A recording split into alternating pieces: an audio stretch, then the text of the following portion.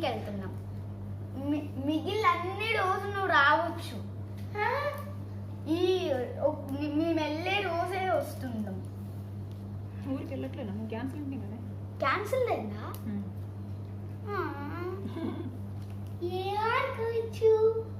అంటే అమ్మ ఇంటికి వెళ్దాం వెళ్తే. వద్దు, అక్కడ ఏం లేదు. సర్లే సర్లే ఎట్లా వెళ్తాం కానీ ఇక ఓకే. ఇక పెంచుకో బతుకమ్మ పెంచుకో ఇప్పుడు.